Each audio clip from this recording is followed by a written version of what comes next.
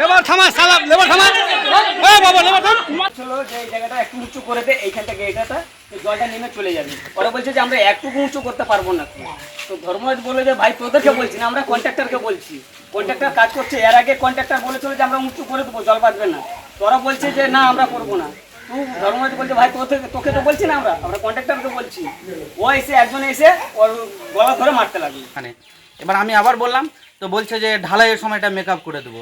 এবার আজকে ঢালাই হচ্ছে, আমি ডিউটি চলে গেছিলাম, আমাকে ডিউটি থেকে ফোন করে ডাকলো যে এরকম ব্যাপার, এখানে যে ঢালাইটা নিচু করে করছে। কারা ডাকলো? আমাদের গ্রামের লোকজন।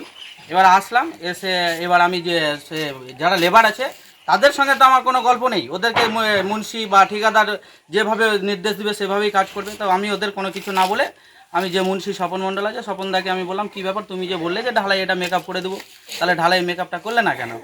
তো ও বলছে যে ঠিক আছে আমি ওদের বলছি। এবার ওই কিন্তু ওদের বলছে যে তো নিচুর দিকে কাঠটার নিচের দিকে পাথর দিয়ে দাও আর ঢালাইটা করো। এবার ওই মুহূর্তে এবার একজনকে কে বলেছে, ওদের লেবারের মধ্যে একজনকে কে বললো, তো ও গলা চেঁচিয়ে আওয়াজ করে মানে জোরে জোরে বলপূর্বক কথা বলছে। আমি বললাম এই দাদা চেঁচিয়ে কেন কথা বলছেন? এবার আমাকে ওরা বলছে যে তুমি আঙুল দেখিয়ে কথা কেন বলছো, আমাকে বলছে। আর তারপরেই ওদের লেবারের মধ্যে এসে আমাকে দুইজন ধরে নিল, দুইজনকে ধরে তারপরে সবটা লেবার মোটামুটি 15-20 জন ছিল, ওরা সবাই এসে আমাকে ওই ঘরের কাছে লাগিয়ে আমাকে সবাই মেরেছে।